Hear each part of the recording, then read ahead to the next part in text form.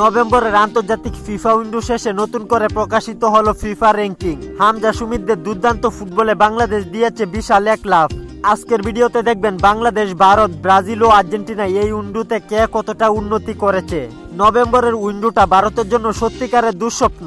বাংলাদেশের কাছে 1-0 গোলে হার, আর এই এক ম্যাচে কমে গেছে 17 পয়েন্ট। র্যাঙ্কিং এ পতন হয়েছে 6 ধাপ। ফিফা র্যাঙ্কিং এ ভারত বর্তমানে 142 নম্বরে। অন্যদিকে হামজা চৌধুরী, সুমিত সুমদের আগমনের পর সবচেয়ে বড় লাভ দিয়েছে বাংলাদেশ। ভারতকে 1-0 হারানোতেই এনে দিয়েছে এই বিশাল উন্নতি। এই ম্যাচে 17 পয়েন্ট অর্জন করে বাংলাদেশ 3 ধাপে গিয়ে উঠে এসেছে ফিফা র্যাঙ্কিং এর 180 নম্বরে। অন্যদিকে তিউনিসিয়ার বিপক্ষে ড্র করলেও সেনেগালকে হারিয়ে আবারও ফিফা র্যাঙ্কিং এ টপ 5-এ উঠে এসেছে ব্রাজিল। আঞ্চলিক দল 2 ধাপ উন্নতি করে এখন র্যাঙ্কিং এর 5 নম্বরে। আর্জেন্টিনা রয়েছে সেই আগের জায়গায় র্যাঙ্কিং এ 2 নম্বরে।